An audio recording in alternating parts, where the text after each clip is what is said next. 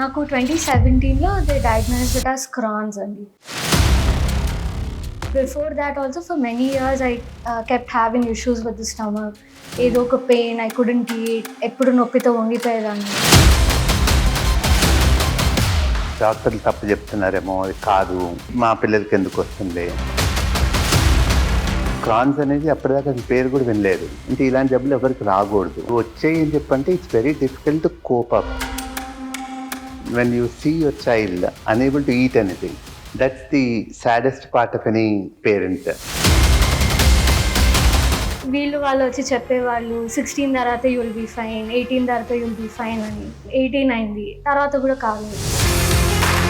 తను నా దగ్గరకు వచ్చేటప్పటికి విత్ రిపోర్ట్స్ ఎలా ఉందంటే she went through all the doctors. అక్కడ నాకు ఒక డౌట్ ఏమనిపించిందంటే so it is not on the physical level, it is from another dimension. ఇలాంటివి చేసేటప్పుడు ఏంటంటే చూడగానే పిల్లకి తగ్గుతుందన్నది అనిపించింది, కానీ ఎక్కడ మొదలు పెట్టాలి అన్నది ఇంకా క్లారిటీ లేదు. ఎందుకంటే it is like long run disorder.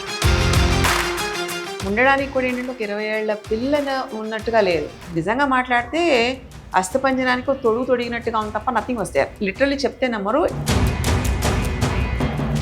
దాన్ని సరిచేస్తే తప్ప నేను వెళ్ళలేను లోపలికి. ఏది తను లోపలికి పంపించింది డైరెక్ట్గా అలానే వెళ్ళిపోతుంది.